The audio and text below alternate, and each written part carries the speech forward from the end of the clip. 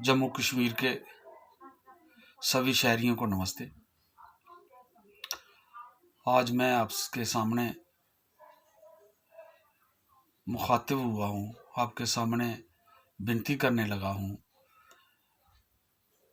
कि जम्मू कश्मीर का शहरी होने के नाते, नागरिक होने के नाते, जिसे अब मैं साफ शब्दों में रियासत तो नहीं कह सकता, झूठी भी मन से नहीं कही जा सकता, जम्मू कश्मीर का कह सकता हूँ। उसकी हदूद लद्दाख भी थी, लेकिन अब हम उसका नाम भी छोड़ देते हैं। जम्मू कश्मीर जो लखनपुर से लेकर शुरू होता है, कई मुसीबतों से गुजर रहा है। कोई दिन ऐसा नहीं आता, खासकर पिछले 4 सालों से,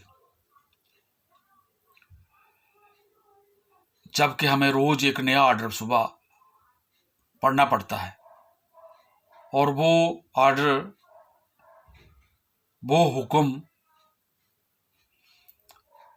ऐसे डसता है, ऐसे काटता है, ऐसे डंकता है कि दिल दुखी हो जाता है कि अब हम जो जीवन हमारा बचा है, या हमारी आने वाली पीढ़ी का होना चाहिए था, वो अंधकारमय हो गया है।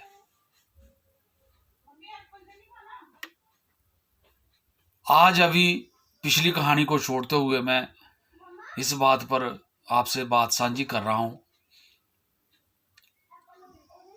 वैसे तो बहुत सी बातें करने वाली हैं। रोज हमारे नौजवान लड़ रहे हैं, हमारे मुलाजिम लड़ रहे हैं, हमारे डेली वेजर लड़ रहे हैं, हमारे इंटरव्यू देने वाले लड़ रहे हैं, इंटरव्यू देने के लिए लड़ रहे हैं, इंटरव्यू देकर लिस्टों की साजिश में फंसने की वाले लड़ रहे हैं, दिन रात अपनी जिंदगी के साथ खेल रहे हैं। जो कर्मचारी बन चुके हैं वो आकर कहीं किसी न किसी दुख में फंसे हुए हैं और वो लड़ रहे हैं।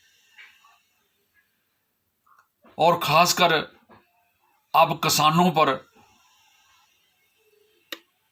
जमीन छीनने का जो अंधकारमय युग आ रहा है,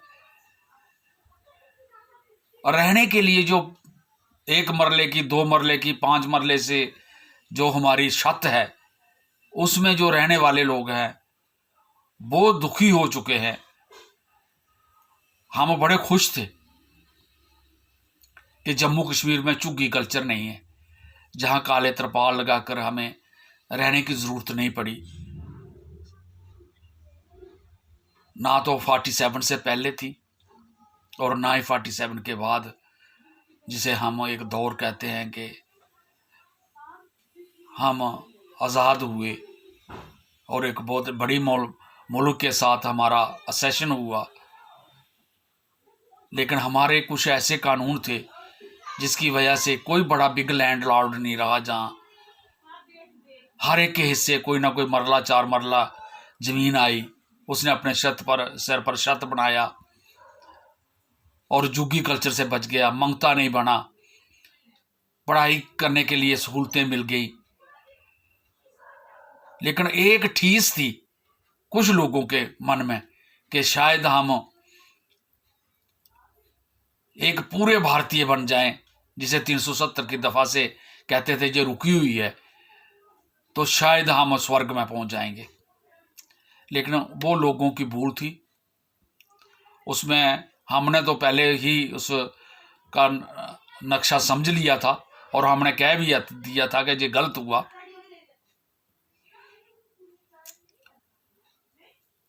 लेकिन कुछ साथियों के, कुछ दोस्तों के, कुछ शहरियों के, कुछ हमारे हम सफरों से ये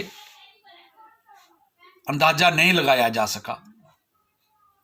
वो समझ की कमी समझो, राजनीतिक दूरदर्शी की कमी समझो, और आने वाले समाज की जो अंतर्निर्भरता का समाज है उसकी कमी समझो। लेकिन हम ये समझते थे कि हम एक बड़े काले दौर में फंसने जा रहे हैं। आज हमारी नौकरी हमारे हाथ में नहीं रही, रियासत जम्मू कश्मीर के लोगों के लिए नहीं रही। आज हमें जमीनों पर अपना हक हमारा छिनता जा रहा है, हमारे घरों पर बुलडोजिंग होती जा रही है,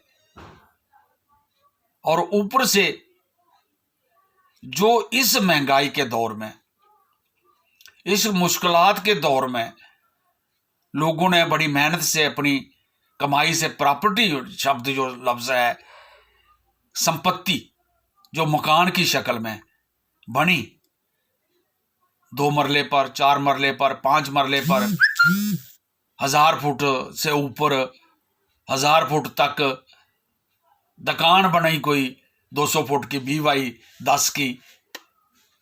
आज उस पर प्रॉपर्टी टैक्स का एक काला कानून हम पर ठोस दिया गया। जे मुझे समझ नहीं लग रही, मैं आपसे भी साझी करना चाहता हूं कि प्रॉपर्टी दरअसल बनती कैसे है। आदमी जो कमाई करता है, उसकी जो बचत होती है, उससे वो प्रॉपर्टी बनाता है। आज के दौर में जो प्रॉपर्टी के लिए जो बचत बनती है, जो बचत के करके जो प्रॉपर्टी बनती है, अगर कोई कर्मचारी है वो तनख्वाह लेता है, तनख्वाह पर वो इनकम टैक्स देता है, वो जो चीज खरीदता है उस पर वो टैक्स देता है, GST लगाता है। खाने, कपड़े लगाने, पढ़ाई करवाने, इन सब चीजों पर, किताबों पर टैक्स देकर उसके पास जो पैसा बचता है उसको बचाकर वो इकट्ठे होने पर पैसे, उस पर वो जमीन खरीदता है। अगर जमीन उसके पास है 2 मरले 4 मरले, तो उस पर वो मकान बनाना चाहता है, जब बनाता है, और मकान के लिए स्टार्ट होता है वो नक्शा बनाकर। जब नक्शा बनता है तो उसके पैसे लगते हैं, उसका टैक्स दिया जाता है। फिर वो टैक्स देकर हर डिपार्टमेंट से परमिशन लेता है, तो वहां पर वो पैसे देता है, टैक्स देता है, चार्जेस देता है, और उसके बाद फिर वो स्टार्ट करता है रेत बजरी से। रेत और बजरी पर वो टैक्स देता है, और फिर वो आयरन से लेकर, सरिया से लेकर जो भी चीज खरीदता है उसके पर जो GST देता है। फिर उसका एक नक्शा शक्ल बनती है मकान की, उस पर छत डालता है, जो भी चीज लाता है वो उस पर टैक्स देता है।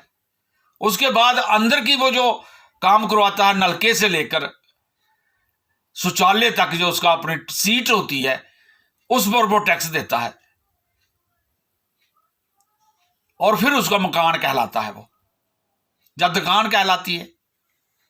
जब वो हर चीज में टैक्स दे चुका है, GST दे चुका है, खाने पर, पीने पर, दूध, पत्ती, चाय, जो उसने मजदूरों को खिलाया, खुद खाया, जो चीज लाई बाजार से, उस पर बगैर टैक्स के उसको एक भी चीज नहीं मिली, एक भी।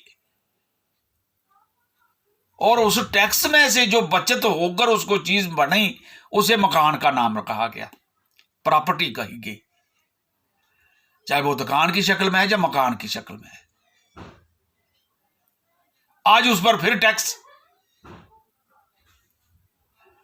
और उस पर टैक्स है जैसे छोटी छोटी म्युनिसिपैलिटीज हमारी है, जो गांव है, असल में नगरी है, म्युनिसिपैलिटी है, लखनपुर म्युनिसिपैलिटी है, इस तरह अखनूर म्युनिसिपैलिटी है, या बशनाह म्युनिसिपैलिटी है, या कश्मीर में छोटी छोटी तहसीलों की जो हमारा डिसेंट्रलाइज करके स्ट्रक्चर बनाया गया था तहसीलों का, डिस्ट्रिक्टों का, नए डिस्ट्रिक्टों का 2007-8 में, उन पर जो छोटे छोटे अदारे बने, हमारी कमेटियां बनी, जहां के अभी तक कच्ची गलियां होंगी, हैं गलियां अभी कच्ची, जिसमें ना कोई सैनिटेशन का पूरा सिस्टम है, ना सीवरेज का सिस्टम है। अभी कठुआ जो म्युनिसिपैलिटी है, इसमें भी सीवरेज का सिस्टम नहीं है। कोई मॉडर्नाइजेशन की, सिटी की कोई मॉडर्नाइजेशन का कोई एक भी सिस्टम नहीं है। लेकिन उस पर को टैक्सी और प्रॉपर्टी टैक्स के दायरे में लाया गया। कहां हुई इसकी बहस? एक एलजी एडमिनिस्ट्रेशन जो appointed by Amit Shah, home minister of India, उसकी तरफ से एक नौकर ब्यूरोक्रेट हमें भेजा गया, उसके साथ 10-12 ब्यूरोक्रेट और भेज दिए गए, और वो फैसला करते जा रहे हैं कि नगरी में भी म्युनिसिपैलिटी पर प्रॉपर्टी टैक्स लग जाए। उसके घरों में जो कच्चे कोठे बने हुए हैं, पक्के कोठे बने हुए हैं, बड़ी मुश्किल से बने हुए हैं। कठुआ में, सांबा में अभी डिस्ट्रिक्ट बना था वो थोड़े साल पहले, बड़ी मुश्किल से वो, मैं बड़ी लड़ाई के बाद डिस्ट्रिक्ट स्टेटस मिला था और उसको अब म्युनिसिपैलिटी बन गई। उसमें सारी मंडियां जो हैं वो सब गांव हैं, जहां पानी नहीं है पीने का पहुंचा हुआ।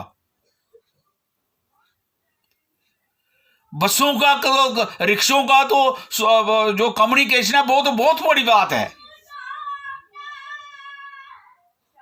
सीवरेज वाली तो वो भी सपना भी नहीं है किसी म्युनिसिपैलिटी में। और जहां तक डिस्ट्रिक्ट म्युनिसिपैलिटियों में नहीं है, डिस्ट्रिक्ट हेडक्वार्टर जिसे कहा जाता है। जम्मू शहर हमारा उस पैमाने पर डेवलप नहीं है जिसे हमें कैपिटल कहते थे कभी। अब तो हम नहीं मानते कि पता नहीं कैपिटल हमारी है भी है या नहीं है, कहां है। लेकिन प्रॉपर्टी टैक्स लगा दिया एक ही स्ट्रोक से, बिना कुछ पूछे। पंचों से नहीं पूछा, सरपंचों से नहीं पूछा, वार्ड मेंबरों से नहीं पूछा, म्युनिसिपैलिटियों के काउंसलरों से नहीं पूछा, कारपोरेटरों से नहीं पूछा, डिस्कशन नहीं करवाई, सवाल नहीं डाला, जवाब नहीं लिया। कहां है डेमोक्रेसी हमारे जम्मू कश्मीर में? कहां है पावर टू द पीपल? कहते हैं कि पावर टू पीपल हो गई जम्मू कश्मीर में, अब जम्मू कश्मीर स्वर्ग बन गया है। कहां है वो? किस धरती पर है वो? जो हमारे दोस्तों को, हमारे साथियों को, हमारे राजनीतिक भाइयों को, चाहे पार्टी वो किसी की भी हो, हुकूमत की पार्टी ही ना हो, हुकूमत करने वाली हो, वो सोचो तो सही, घर बैठकर, अंदर बैठकर सोचो तो सही, मन में ही सोचो तो सही कि सचमुच जम्मू कश्मीर का हर म्युनिसिपैलिटी जो है, नगरी से लेकर अंधवाड़ा तक जो छोटी म्युनिसिपैलिटी है, वो पुंछ से, लोरन मंडी से लेकर हमारे लखनपुर तक की जो म्युनिसिपैलिटी है, वो हो गए हैं प्रॉपर्टी टैक्स देने के काबिल। और हम चुप हैं। मेरी दरख्वास्त है, मेरी अपील है कि जब हम जे हमारी समझ है दुनिया में, आज की रियलिटी है, हम तो ये समझते हैं कि सोसाइटी में कोई अपोजिशन नहीं, शब्द ही नहीं है। राजनीतिक भाषा में डाइवर्सिटी है, भिन्न भिन्न ख्यालात की राजनीति को होती है और भिन्नता में एकता होती है। आप हुकूमत करने में चाहे भिन्न रहो, लेकिन लोगों के मसलों पर तो एक हो जाओ। सभी parties, political organisation, social organisations, volunteer organisations जितनी भी हैं, आज वक्त आ चुका है कि अगर आपने अपनी आने वाली जनरेशन को कुछ देना है तो उनको जीने का हक दे दो, उनको जहां रहने का हक दे दो, वो खुशी से रह सके। ये प्रॉपर्टी टैक्स आज बनता ही नहीं है। हो सकता है आज से 20 साल या 50 साल पहले लोगों के पास, जिनके लोगों के पास बड़े महल थे, उन्होंने बगैर टैक्स दिए हुए उस वक्त के जमाने में बढ़ाए होंगे। लेकिन आज तो आप एक कदम पर टैक्स लेते हो, जहां आप छोड़ते ही नहीं किसी आदमी को, पानी से लेकर, पीने वाले पानी के घूंट से लेकर, बोतल के पानी से लेकर, नलका लगाने के घर के से लेकर, हर घर के नलके का आप साल के बाद टैक्स लेते हो। महीने का टैक्स लेते हो, बिजली का टैक्स लेते हो, और चीज जो भी खरीदी जाती है, जो मकान के काम आती है, जहाँ उसके रहने के काम आती है, जो अंदर उसको एक छोटा सा कील लगाने के भी काम आता है, अगर कील लगाने की जरूरत पड़ती है, वहां पर टैक्स दिया जाता है, जीएसटी कट कर आता है, जो कुछ भी आता है। तो वो जीएसटी अगर हम कौम को दे रहे हैं, नेशन को दे रहे हैं, उसमें से जो बचत बचती है थोड़ी सी, वो उसको रहने के लिए अगर सहूलत मिलती है, उस पर भी प्रॉपर्टी टैक्स। और फिर वो उसका, अगर तो वो दुकानदार है तो उसकी दुकान है अगर 200 फुट तक की, तो उस पर भी टैक्स। वो दुकान भी पहले तो 12 फुट लोग आगे आगे फ्रंट रखते थे, और 20 फुट 240 हो जाती थी। अब तो लोगों ने 200 फुट पर भी बनाना शुरू कर दी कि 10 फुट ही फ्रंट रखो और 20 फुट लंबी दुकान से काम चलाओ, अगर चलता है तो। अब वो भी नहीं बना पाएंगे कोई, उससे भी कम कर देंगे कोई। इसलिए ये वक्त जो आ रहा है, हमें इससे भी ज्यादा खतरनाक आने वाला है, क्योंकि राजनीति जो हमारी जिस तरफ बढ़ रही है, हमारा सिस्टम जो व्यवस्था जो हमारी बढ़ रही है, जिस चाल पर चल रही है, ये पीपल के प्रो नहीं है। ये साबित हो रहा है, दिन ब दिन साबित हो रहा है। कर्मचारी अगर कोई बोलेगा, उसके पर हर डिस्ट्रिक्ट मैजिस्ट्रेट ने ऑर्डर निकाल दिए कि मुलाजिम को अपने ट्रेड यूनियन बनाकर जो अपने हक के लिए दफ्तर में अपने ऑफिसर के खिलाफ बोलने का अधिकार ही नहीं होगा, तो वो तो सेवा कैसे कर पाएगा। अगर वो अधिकार मांगेगा तो अफसर उसको उसी वक्त लिखकर भेज देगा कि ये सरकार के खिलाफ बोलता है। अफसर के खिलाफ बोलना, किसी अपने सेक्रेटरी के खिलाफ बोलना, अपने हक के लिए बोलना, अपनी पड़ी हुई मुसीबतों को उजागर करना, अपनी जरूरतों को उजागर करना, अपना डीए किस्त को उजागर करना, अपने बोनस को उजागर करना, ये भी अगर सरकार के खिलाफ हो गई बात कि सरकार के खिलाफ कौन बोलता है, तो फिर तो आपने मुंह बंद कर दिए सबका, कहां रही डेमोक्रेसी। इसलिए ये व्यवस्था हमारे ऊपर जो पिछले 4 साल से ठोसी गई है, वन स्ट्रोक पेन की से ऑर्डर निकलते जाते हैं और हमें दबाया जाता है। ये प्रॉपर्टी टैक्स का अगर मुकाबला नहीं करोगे, और ये जम्मू कश्मीर के लोगों पर एक किस्म का साझा भार है, हमें ये बात थोड़ी सी समझ लेनी चाहिए। जो हम जिस धारा पर फंसे हुए कि एक दूसरे के खिलाफ मुखालफत, बड़े बड़े मुहाज बनाने की कोशिश कर रहे हैं, और जो हम पर हुकूमत कर रहा है वो एक ही स्ट्रोक से सबको कत्ल कर रहा है। इससे मैं मुबारक देता हूं ले और करगिल के लोगों को। कम से कम उनकी जितने डिफरेंसेस थे, उनकी जितनी दूरियां थी, जितना उनका स्वभाव में फर्क था, जितना उनका विचारों में मतभेद था, उन्होंने भिन्नता को छोड़कर एकता वाला पक्ष लिया और इकट्ठे होकर दिल्ली में अलख जगा दी जाकर, और साबित कर दिया कि ले करगिल एक है। हमें भी ये जम्मू कश्मीर की जनता का, समाज की एकता पैदा करना पड़ेगी, और हमें साबित करना पड़ेगा दुनिया में कि जम्मू कश्मीर की एक जो जनता है वो पीसफुल है, अमन चाहती है, आपस में झगड़ा नहीं चाहती है, एक दूसरे के खिलाफ नहीं है, और एकता के मैं विश्वास करती है, और एकता करके दिखाएंगे। और अगर हम एकता नहीं कर पाए तो हम आने वाली जनरेशन से बहुत बड़ा धोखा करने जा रहे हैं। चाहे हम खुद अपने दिन अच्छे गुजार लेंगे, लेकिन आने वाली पीढ़ी के लिए हम एक बहुत बड़ा धोखा करते जा रहे हैं, और उनको अंधकारमय व्यवस्था में छोड़ के जाएंगे। ये मेरी अपील है सभी पार्टियों से कि आज जम्मू कश्मीर की जनता एक हो जाए, मानवता के आधार पर, ह्यूमैनिटीज बेसिस पर। हमारे सब जो पहचाने हैं वो गुण हैं, दूसरे नंबर पर है, लेकिन पहले हम जम्मू कश्मीर के शहरी हैं और इंसान हैं। हर का अपना धर्म, अपना ईमान, अपने घर पर, अपने घर पर अपना धर्म, अपना ईमान, लेकिन जनता के लिए राजनीति में सबसे पहले हम इंसान, और इंसान बनकर हम इंसानियत की सेवा करें। हमारी बहुत खतरनाक पोजीशन में हम पहुंच रहे हैं। हमें कुदरत ने भी माफ नहीं करना है। तुर्की की बात खबरें सुन रहे हैं, पढ़ रहे हैं, हम जोशीमठ की खबरें सुन रहे हैं, पढ़ रहे हैं, लेकिन खबर हम ठाठरी की भी पढ़े, जो गेहूं खिसक रहे हैं अपनी जमीन से, गेहूं हम गूल की भी पढ़े, खबरें हम गूल की भी पढ़े, और आने वाले वक्त में साइंसदानों की प्रेडिक्शनों को भी सुने। अगर हमारा भी तुर्की की तरह भूचाल आ गया अगर, तो हम भी तबाह हो जाएंगे। और हमारी जो जिस किस्म की माइनिंग के बारे में सोचा जा रहा है, जिस किस्म की माइनिंग हमारी की जा रही है, हमें रेत बजरा से पहाड़ों को चीरते हुए जिस किस्म के टनल, जिस किस्म की सड़कों के तरीके अपनाए जा रहे हैं, ये हमें भी नहीं रहने देंगे जहां।